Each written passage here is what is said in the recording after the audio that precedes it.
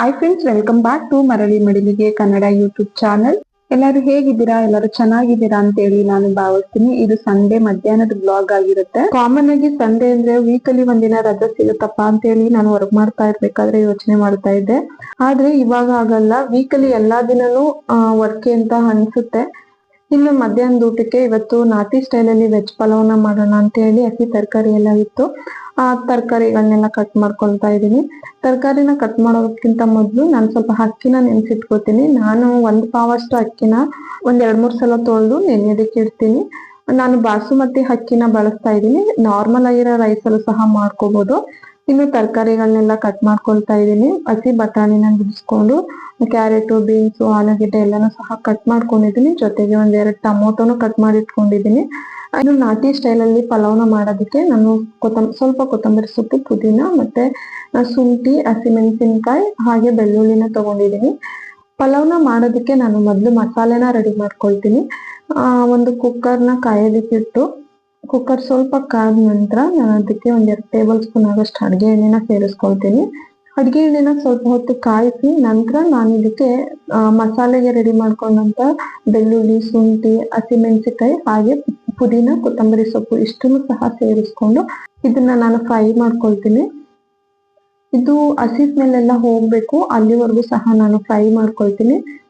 ನಾವು ಹಸಿ ಸ್ಮೆಲ್ ಎಲ್ಲ ಹೋಗೋವರೆಗೂ ಫ್ರೈ ಮಾಡ್ಕೊಂಡ್ರೆ ಪಲಾವು ತುಂಬಾನೇ ಟೇಸ್ಟ್ ಆಗಿ ಬರುತ್ತೆ.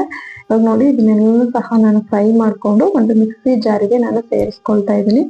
ಈ ಮಸಾಲೆಗೆ ಸ್ವಲ್ಪ ಬೇಕಿದ್ರೆ ನೀರನ್ನ ಸೇರಿಸ್ಕೊಂಡು ರುಬ್ಕೋಬಹುದು, ಬಟ್ ಜಾಸ್ತಿ ನೀರನ್ನ ಸೇರಿಸ್ಕೋಬಾರ್ದು.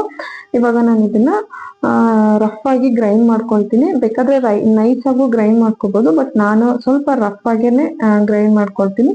ಇಷ್ಟು ಗ್ರೈಂಡ್ ಮಾಡ್ಕೊಂಡಿದ್ರೆ ಸಾಕು. ಇವಾಗ ಅದೇ ಕುಕ್ಕರ್ಗೆ ನಾನು 1-2 ಟೇಬಲ್ ಸ್ಪೂನ್ ಆಗೋಷ್ಟು ಅಡುಗೆ ಎಣ್ಣೆನ ಸೇರಿಸ್ಕೊಂಡು ಅಡುಗೆ ಎಣ್ಣೆ ಕಾದ ನಂತರ ಒಂದು ಪಲಾವ್ ಎಲೆ, 1 ಏಲಕ್ಕಿ, 2 ಲವಂಗ, 1 ಇಂಚು ಚಕ್ಕೆ ಇಷ್ಟನ್ನು ಸಹ ಸೇರಿಸ್ಕೊಂಡು ನಾನು ಸ್ವಲ್ಪ ಫ್ರೈ ಮಾಡ್ಕೊಳ್ತೀನಿ.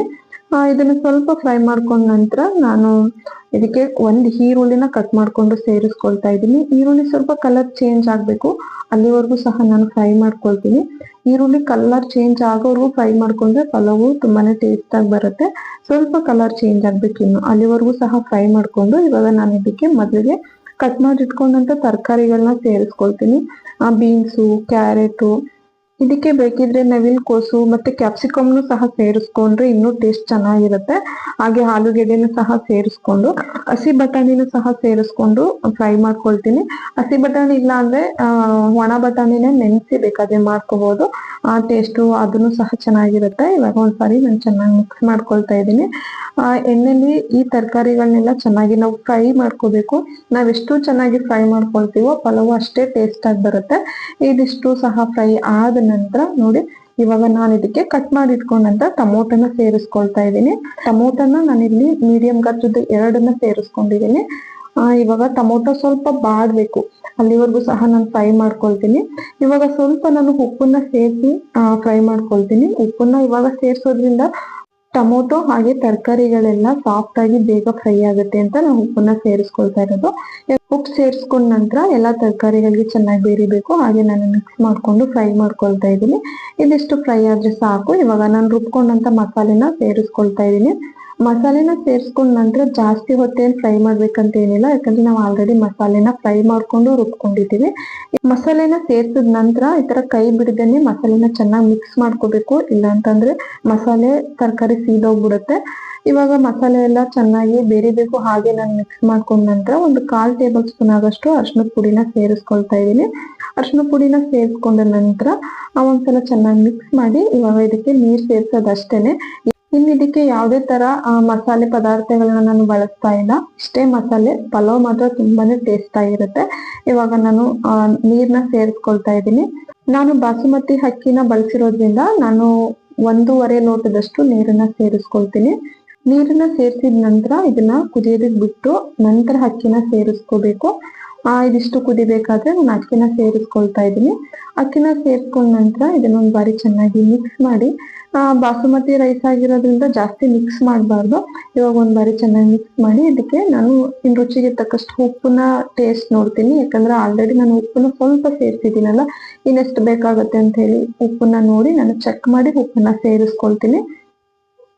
ಉಪ್ಪೆಲ್ಲ ಹಾಕಿದ ನಂತರ ಇದಕ್ಕೆ 1 ಟೇಬಲ್ ಸ್ಪೂನ್ ಆಗಷ್ಟು ತುಪ್ಪನ ಸೇರಿಸಿ ಮತ್ತೊಂದ್ ಬಾರಿ ಮಿಕ್ಸ್ ಮಾಡ್ಕೊಂಡು ನಾನು ಕುಕ್ಕರ್ ಲಿಡ್ನ ಕ್ಲೋಸ್ ಮಾಡಿದ್ರೆ ಕಂಪ್ಲೀಟ್ ಆಗಿ ಪಲಾವ್ ರೆಡಿ ಆಗಿಬಿಡುತ್ತೆ. ಇವಾಗ ತುಪ್ಪನ ಸೇರಿಸ್ಕೊಂಡು ಒಂದ್ ಬಾರಿ ಚೆನ್ನಾಗಿ ಮಿಕ್ಸ್ ಮಾಡ್ತೀನಿ. ಈ ತರ ಮಿಕ್ಸ್ ಮಾಡೋದ್ರಿಂದ ಪಲಾವು ಮೇಲೆ ಮಸಾಲೆ ಕೆಳಗಡೆ ರೈಸ್ ಆ ತರ ಏನಾಗಿರಲ್ಲ, ಕಂಪ್ಲೀಟ್ ಆಗಿ ರೈಸು ಮಸಾಲೆ ಎಲ್ಲವೂ ಸಹ ಬೆರ್ತಿರುತ್ತೆ. ಇವಾಗ ಕುಕ್ಕರ್ ಲಿಡ್ನ ಕ್ಲೋಸ್ ಮಾಡಿ 2 ವಿಸಲ್ ಆದ್ರೆ ನಾಟಿ ಸ್ಟೈಲಲ್ಲಿ ಪಲಾವ್ ರೆಡಿ ಆಗ್ಬಿಡುತ್ತೆ. ಇನ್ನು ಕುಕ್ಕರ್ ವಿಸಲ್ ಆಗಿ ಅದು ತಣ್ಣಗಾಗೋವರೆಗೂ ನಾನು ಇದಕ್ಕೆ ಬೇಕಿದ್ರೆ ಚಟ್ನಿನೂ ಸಹ ಮಾಡ್ಕೋಬಹುದು. ಕಾಯಿ ಚಟ್ನಿ ತುಂಬಾನೇ ಚೆನ್ನಾಗಿರುತ್ತೆ. ಆದ್ರೆ ನಾನಿವತ್ತು ಮೊಸರು ಬಜ್ಜಿನ ಮಾಡ್ಕೊಳ್ತಾ ಇದ್ದೀನಿ. ಮೊಸರು ಬಜ್ಜಿನ ಮಾಡೋದಕ್ಕೆ ನಾನು ಮೊಸರನ್ನ ತಗೊಂಡಿದ್ದೀನಿ. ಅದಕ್ಕೆ ತುರಿದಿರುವಂತ ಕ್ಯಾರೆಟ್ ಹಾಗೆ 1 ಈರುಳ್ಳಿನ ಕಟ್ ಮಾಡ್ಕೊಂಡಿದ್ದೀನಿ. 1 ಹಸಿಮೆಣಸಿಕಾಯಿನ ಚಿಕ್ಕದಾಗಿ ಕಟ್ ಮಾಡ್ಕೊಂಡು ಸೇರಿಸ್ಕೊಳ್ತಾ ಇದ್ದೀನಿ. ಹಾಗೆ ಸ್ವಲ್ಪ ಕೊತ್ತಂಬರಿ ಸೊಪ್ಪು, ರುಚಿಗೆ ತಕ್ಕಷ್ಟು ಉಪ್ಪನ್ನ ಹಾಕಿ ಒಂದ್ ಬಾರಿ ಚೆನ್ನಾಗಿ ಮಿಕ್ಸ್ ಮಾಡ್ಕೊಂಡ್ರೆ ಮೊಸರು ಬಜ್ಜಿ ರೆಡಿ ಆಗ್ಬಿಡುತ್ತೆ. ಮೊಸರು ಬಜ್ಜಿ ಸ್ವಲ್ಪ ಗಟ್ಟಿಯಾಗಿದ್ರೆ ಟೇಸ್ಟ್ ತುಂಬಾನೇ ಚೆನ್ನಾಗಿರುತ್ತೆ. ಅಂದ್ರೆ ಜಾಸ್ತಿ ನೀರ್ ತರ ಮೊಸರು ಬಜ್ಜಿನ ಮಾಡ್ಕೋಬಾರ್ದು. ಸ್ವಲ್ಪ ಗಟ್ಟಿಯಾಗಿದ್ರೆ ಮೊಸರು ಬಜ್ಜಿ ತುಂಬಾನೇ ಟೇಸ್ಟ್ ಆಗಿರುತ್ತೆ. ಇವಾಗ ಮೊಸರು ಬಜ್ಜಿನೂ ಸಹ ರೆಡಿ ಆಗಿದೆ. ಇಲ್ಲಿ ಕುಕ್ಕರು ಸಹ ವಿಸಲ್ ಆಗಿ ತಣ್ಣಗಾಗಿದೆ. ಇವಾಗ ನಾನು ಕುಕ್ಕರ್ನ ಓಪನ್ ಮಾಡಿ ನೋಡ್ತಾ ಇದ್ದೀನಿ. ಪಲಾವ್ ಕಂಪ್ಲೀಟ್ ಆಗಿ ರೆಡಿ ಆಗಿರುತ್ತೆ.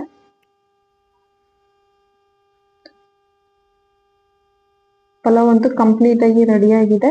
ನೋಡೋದಕ್ಕಂತೂ ಪಲಾವು ನೋಡಿದ್ರೆ ತಿನ್ಬೇಕು ಅನ್ನಷ್ಟು ಚೆನ್ನಾಗಿ ಕಾಣ್ತಿದೆ.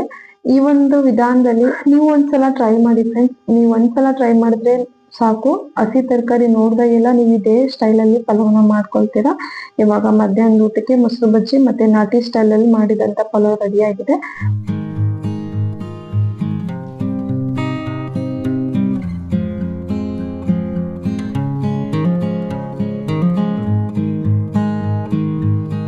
ಇನ್ನು ನಾನು ಊಟ ಮಾಡಿ ಪಾಪುಗೂ ಸ್ವಲ್ಪ ಊಟನ ಮಾಡಿಸ್ತಾ ಇದ್ದೀನಿ. ನಮ್ ಜಾಕಿಯಲ್ಲಿ ಊಟ ನಾನು ಕೊಟ್ಟಿಲ್ಲ ಅಂತ ಹೇಳಿ ನೋಡ್ತಾ ಇದ್ದೇನೆ. ಮೊದ್ಲು ಪಾಪು ಊಟ ಮಾಡಿಸಿ ಜಾಕಿ ಊಟ ಕೊಡೋಣ ಅಂತ ಹೇಳಿ ನಾನು ಪಾಪುಗೆ ಊಟನ ಮಾಡಿಸ್ತಾ ಇದ್ದೀನಿ. ಇನ್ನು ಊಟ ಎಲ್ಲ ಮುಗಿಸ್ಕೊಂಡು ನಾನ್ ಸ್ವಲ್ಪ ಫ್ರೀ ಆಗಿದ್ದೆ. ನನ್ ಮಗ ಆಂಟಿ ಹತ್ರ ಆಟ ಆಡ್ತಾ ಇದ್ದ. ಹಾಗಾಗಿ ಕ್ಯಾರೆಟ್ ನ ಬೆಳೆಸ್ಕೊಂಡು ಒಂದು ಲಿಪ್ ಬಾಮ್ ನ ಮಾಡ್ಕೊಳ್ಳೋಣ ಅಂತ ಹೇಳಿ ನಾನು ರೆಡಿ ಮಾಡ್ಕೊಳ್ತಾ ಇದ್ದೀನಿ. ಒಂದು ಮೀಡಿಯಂ ಸೈಜ್ ಕ್ಯಾರೆಟ್ ನ ತಗೊಂಡು ತೊಳ್ಕೊಂಡು ನಾನು ಹೊರ್ಕೊಳ್ತಾ ಇದ್ದೀನಿ.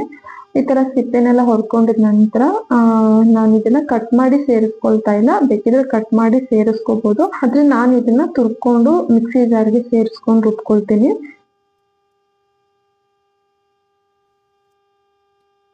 ಕಂಪ್ಲೀಟ್ ಆಗಿ ಎಲ್ಲಾನು ಸಹ ತುರ್ಕೊಂಡಿದ ನಂತರ ನಾನು ಇದನ್ನ ಮಿಕ್ಸಿ ಜಾರ್ಗೆ ಸೇರಿಸ್ಕೊಳ್ತಾ ಇದ್ದೀನಿ. ಒಂದು ಸಣ್ಣ ಮಿಕ್ಸಿ ಜಾರ್ನ ತಗೊಂಡು ಸೇರಿಸ್ಕೊಂಡು ಇದಕ್ಕೆ ಯಾವುದೇ ತರ ನೀರನ್ನ ಸೇರಿಸ್ಕೊಳ್ದೆ ಗ್ರೈಂಡ್ ಮಾಡ್ಕೋಬೇಕು.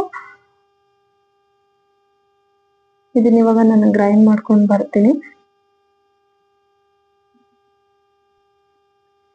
ಇದು ಒಂದೇ ಸಲ ಗ್ರೈಂಡ್ ಆಗಲ್ಲ, ಹಾಗಾಗಿ ಬಿಟ್ಟು ಬಿಟ್ಟು ನಾವು ಗ್ರೈಂಡ್ ಮಾಡ್ತೀವಲ್ಲ ಆ ತರ ಗ್ರೈಂಡ್ ಮಾಡ್ಕೊಂಡ್ರೆ ಆಗುತ್ತೆ. ಇದಿಷ್ಟನ್ನ ನಾನು ಇವಾಗ ಗ್ರೈಂಡ್ ಮಾಡ್ಕೊಂಡಿದ್ದೀನಿ. ಇದನ್ನ ಜರಡಿ ಹಿಡಿಯೋದ್ರಲ್ಲಿ ಸೇರಿಸ್ಕೊಂಡು ನಾನು ಜ್ಯೂಸ್ನ ಸಪ್ರೇಟ್ ಮಾಡ್ಕೊಳ್ತೀನಿ. ಇಲ್ಲಾಂದ್ರೆ ಒಂದು ಕಾಟನ್ ಬಟ್ಟೆನ ಯೂಸ್ ಮಾಡಿ ಜ್ಯೂಸ್ನ ಹಾಗೂ ಬೇಕಾದ್ರೆ ಸಪ್ರೇಟ್ ಮಾಡ್ಕೋಬಹುದು.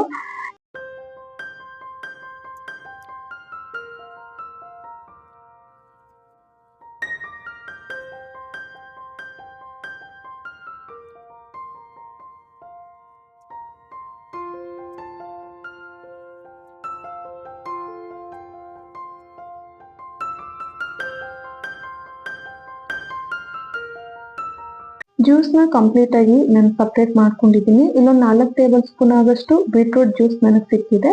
ಇವಾಗ ಒಂದು ಪಾತ್ರೆಗೆ ನಾನು ಈ ತರ ಸ್ಪೂನ್ ಅಲ್ಲಿ ಅಳತೆನ ತಗೊಂಡು ಸೇರಿಸ್ಕೊಳ್ತಾ ಇದ್ದೀನಿ.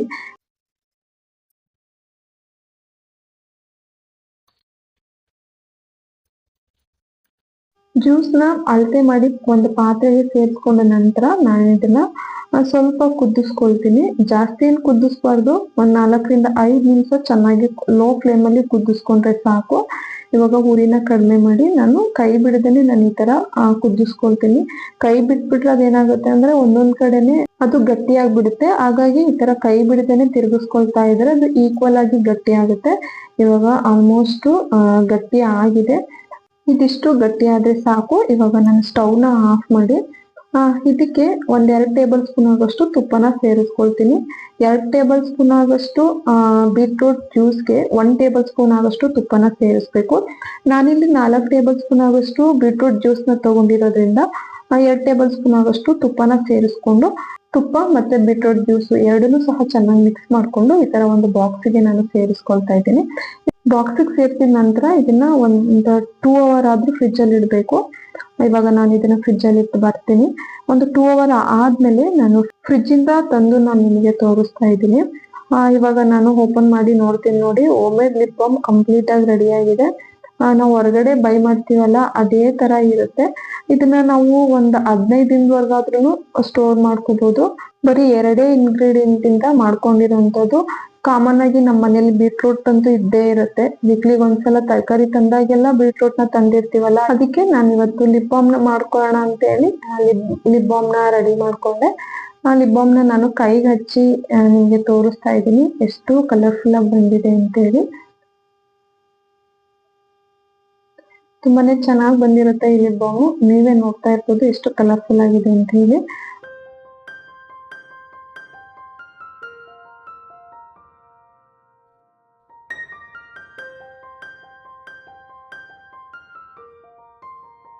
ಓಕೆ ಫ್ರೆಂಡ್ಸ್, ಇವತ್ತಿನ ಬ್ಲಾಗ್ ನ ನಾನು ಇಲ್ಲಿಗೆ ಎಂಡ್ ಮಾಡ್ತಾ ಇದ್ದೀನಿ. ಇವತ್ತಿನ ಬ್ಲಾಗ್ ನಿಮ್ಗೆ ಏನಾದ್ರು ಇಷ್ಟ ಆಗಿದ್ರೆ ಪ್ಲೀಸ್ ಲೈಕ್ ಮಾಡಿ, ಶೇರ್ ಮಾಡಿ. ನಮ್ಮ ಚಾನಲ್ ನ ಇನ್ನೂ ಯಾರಾದ್ರೂ ಸಬ್ಸ್ಕ್ರೈಬ್ ಮಾಡ್ಕೊಳ್ಳದೆ ನೋಡ್ತಾ ಇದ್ರೆ ಪ್ಲೀಸ್ ಸಬ್ಸ್ಕ್ರೈಬ್ ಮಾಡ್ಕೊಳ್ಳಿ. ಇನ್ನೊಂದು ಹೊಸ ವಿಡಿಯೋದೊಂದಿಗೆ ಸಿಗೋಣ. ಅಲ್ಲಿವರೆಗೂ ಬಾಯ್, ಟೇಕ್ ಕೇರ್.